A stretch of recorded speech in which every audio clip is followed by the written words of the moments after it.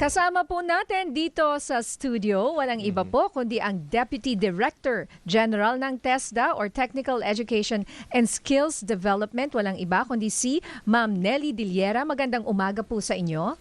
Magandang umaga ulit, Miss Ninya, and of course kay Jack at sa lahat ng mga nanonood sa inyo. Good morning. Thank you Good for morning having us. po. Ayan. Yun nga po, balita nga natin ay pinapalakas ng TESDA ang partnership sa mga negosyo at kumpanya para mas maging tugma sa trabaho ang mga training program. Meron pa rin bang mga mismatch na nangyayari ngayon? Opo, ma'am, gaano po ito kalala? Oo. Siyempre, hindi mawawala talaga yung mismatch, kasi mabilis rin yung pagbabago ng mga kinakailangan ng industry. Pag pinagraduate natin ngayon or nag-aaral ngayon, after a number of years, baka bago na yung kailangan ng mga companies. So talagang medyo hindi agad-agad ma-address yun. Pero may programa tayo ngayon sa TESDA, tinatawag nating Enterprise-Based Education and Training. Meaning, yung training, yung education, ginagawa mismo sa company. Ang maganda pa dito, yung mismong company ang mag-a-identify kung ano yung skills na kailangan nila para doon or mag-a-address nung gap na meron sila sa sariling kumpanya nila, and sila mismo yung gagawa nung programa, nung training program, at ang implementation doon mismo. So ibig sabihin, ang kasama nung trainee sa training, yung mismong nagtatrabaho doon sa kumpanya at ang mga ginagamit nilang equipment and tools, yung facilities doon rin sa kumpanya. So, mas mabilis yung transition. So, ma'am, parang ano siya, kumbaga sa school ay parang OJT or intern dahil kasi nandun ka eh. Yes. So, ganun na magiging ano niya. Kaya lang dito, ang maganda dito sa ABET kasi may makukuhang skill certificate. Okay. Diba? Minsan yung skill certificate na yun na rin yung gagamitin para sa sinasabi nating stacking, yung stackable, yung parang gano'n, diba? So, pwede siyang micro-credential, ibig sabihin, pwedeng ma-recognize yung skill na natutunan niya, parang makredit. Pag nabuo siya, makikredit siya sa mas malaki pang kurso or mas malaki pang programa. At kung talagang nag-excel yung trainee doon sa company, nandun din yung possibility kaya na ma-hire siya within the sa company na yun. Sa EBET po, kailangan po doon ma-hire talaga sila. So ito yung 100% na dapat employed. Although may tinatawag tayong general EBET, mayroon tayong apprenticeship, yung isa po, yun yung last, yung upskilling. Ibig sabihin, ano yung skill na ginakailangan ng company para ma-update yung skill ng mga tao doon sa kanilang kumpanya para ma-address yung kailangan nila. And they're already working in the company. So yun. Maganda yung program na ganyan. At least hindi na yun parang naghahanap ka, di ba, partner ng after mo kung saan mo dadalhin yung skills na natutunan mo. Yes. So, Training to kumbaga, trabaho. training for hire. Yeah. Training to trabaho talaga Training siya. to trabaho. Parang rent to own. So, training to trabaho. Okay, maganda nga po yan. Pero ilan po ang nakakasali dyan? Marami ho ba? Sino qualified? Okay, sinimulan natin siya last year. Mga July lang, ang total natin ngayon, nasa 783 with 1,500 programs. So, last year din, ang nakagraduate natin, umabot ng 65,000. Wow. Combination siya ng EBT, yung dati kasi is enterprise-based training, ngayon naging EBET. So, kinumbine na mga dual training system na tinatawag, pinag-isa na lang siya ng government. May corresponding law rin na pinirmahan previously. So ito pong mga nag-graduate na to ay hindi kailangang hanggang kailan sila sa high school, kumbaga, up to what grade to be able to qualify for these training programs? Okay, senior high school graduate para makapasok sa EBET. Okay. Although may connection tayo sa high school, dahil meron na silang Tech Pro ngayon, di ba? May Tech Pro sa high school na may corresponding tracks rin na pwedeng kunin sa EBET na i-hire ng mga company. So, yun. Ang dami talagang pwedeng mag-apply dito. Ang target nga natin, kasi di ba may study na PIDS na parang 9% lang ang nata-target na poorest of the poor. Kaya yun yung mga priority natin ngayon, bigyan ng atensyon yung mga nasa poorest of the poor, yung marginalized sector, and we're working with the LGUs to help us identify kung sino-sino ang mga ito, di ba? Para mas strategic, kasi minsan kung titingnan natin siya sa viewpoint ng national level, parang ang hirap i-identify kung sino-sino ba ito, para naman talagang tumbok natin, kumbaga, kung sino yung dapat na i-prioritize natin ang bigyan ng programa ito. Okay, so sa ngayon po sa mga nakikinig at hindi pa nila alam kung paano mag-apply or mag-qualify kasi kunyari gusto nga nila Yeah, ito dahil kumbaga parang scholarship po ito Yes, no? Hindi ka na magbabayad para sa Correct. kolehiyo. Yes. Oo, so ang target po nito ay yung talagang mahihirap nating kababayan. As much as possible, of Opo. course. Okay, so ang advantage nitong enterprise-based education and training, una, siyempre, may scholarship na, walang tuition, may scholarship, nagtatrabaho ka pa, yung training mo ay ginagawa sa enterprise, so ensured or assured yung trabaho, ano? Assured talaga kailangan may trabaho. So yun yung una. Pangalawa, tinitingnan natin example lang ilan sa mga sector siguro just to highlight. Halimbawa sa furniture, pwedeng carpentry, pwedeng upholstery, pwedeng finishing, yung mga ganung klase. Or sa animation naman, or yung sa ating mga digital skills na sinasabi, pwedeng yung rigging, di ba? Yung paggawa ng mga background ng animation, Alright. yung mga ganung klase. Automotive po meron din. Automotive, electronics, yun yung mga priority natin, construction, okay, tourism, although ang dami nag-enroll sa tourism, kaya tinitingnan natin, ang pinaka gusto talaga natin ngayon, sana mas marami yung mag-enroll sa electronics, pati na rin sa renewable energy. So, kumbaga, Miss Nina at saka Jack, micro-credential, hindi kailangang mahaba yung training. Pwedeng 3 months, meron pa nga iba, week lang, di ba? Pero kailangan buuin siya. Kailangan nating ma-identify yung specific skill na matutunan, competency na matutunan, tapos next time around, meron na naman. So, iipon-ipunin natin yon para Okay. talagang tumbok yung kailangan nung enterprise, nung kumpanya, kung ano yung skill na kailangan nila. Oo, and ngayon, ang uso or ano po ba yung kumbaga nas trend natin ngayon para doon pumunta yung ating mga senior high school kasi sabi niyo bakit puro tourism? Kaya- Hindi Yes, naman pala oo. kailangan masyado. Oo. Malaki talaga yung graduates natin malaki yung bilang ng graduates natin sa tourism. Pero nung tinitingnan natin ang datos nung kumbaga saan ba kinakailangan yung workforce natin ngayon, hindi pa rin naman nahuhuli ang tourism. Nandun pa rin siya. Pero sana gusto nating dagdagan pa yung bilang nung pupunta sa electronics.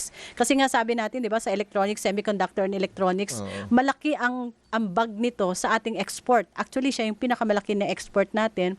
Malaki yung employment na napupunta doon. Ito yung mga ginagamit sa mga cellphone, 'di ba, yung mga chips sa mga Yeah. ganon. Mga chips. Yes, opo. oo. At malaki rin yung chances, although hindi talaga natin i-encourage na pumunta ng ibang bansa yung ating mga kababayan. Oo, baka mag-test na scholarship tapos mamaya nasa Taiwan na. Di ba Yes, nandun, oo, gagamitin nandun yung nila ating mga, na ano. ang dami po natin, di ba nandyan sa Yes. ano pong tawag? Semiconductor and Semiconductor electronics. and electronics Yes. industry. Oo. Yes. Tama yung Miss Ninya, no? Taiwan yung isa sa Taiwan, pinakamalaking yes. talagang Yeah. nag-absorb sa kanila. Pero ang sabi nga natin, sana matrain sila dito, may matutunan sila doon, pero they will eventually come Bumalik. Pero back. ano yun, may contract ho ba kayo doon? No, Kumbaga, opo, pag inano kita sa test at tinuruan kita, may Libre. required ba na, dito ka muna sa Pilipinas mag-work for a certain number of years? May ganun po, wala. Yun yung mga tinitingnan natin sa mga kumpanya kasi hindi Para rin natin masiguro mo rin hindi na natin dito, mapigilan, tayo din ano? ang makikinabang. Correct. De, pero ito, partner and ma'am, no? Ito, kasi dati yung anak ko, after mag-graduate ng mechanical, gusto niya mag-test na din. Pero ngayon may work na siya. Pero yun nga dati nung tinanong ko, paano mo mag-apply sa TESDA? Sabi, kailangan pa ba namin ng backer mula sa isang local government official? Kailangan pa? Hindi na po. Pumunta lang Hindi sila na. sa TESDA. Sabi no? kasi, Kailangan may back. hindi, sabi kasi, lumapit ka kay Konsehal. Sabi ko, kaya lumapit pa ako kay Konsehal para lang mag-ano yung anak ko ng Yun TESDA. na nga, that's unfair. Oo, Hindi hindi, po. yun, para Hindi po. malinaw, Is that hindi fake kailangan news or ng ganun. nangyayari din? Hindi, Siyempre, baka palakasan kasi, palakasan. Baka kasi may mga... May mga alam mo yun, slots may mga, siguro. may mga nakaalat sa kanila, tapos dadaan ka sa kanila. Para Pero- alok na trabaho ni ganitong Meron tayong 4,000 TVIs, kumbaga private institutions that are TESDA accredited, and 300 naman yung TESDA run. So nationwide to, pwede so nilang paano sila puntahan. online?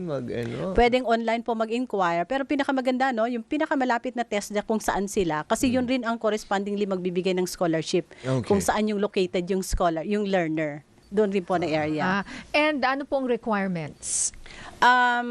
Basic po yung kanilang high school, yung graduation diploma sa high school, and some other information. Hindi po kailangan marami yung information na hinihingi ng ano. And ilang okay. taon usually yan?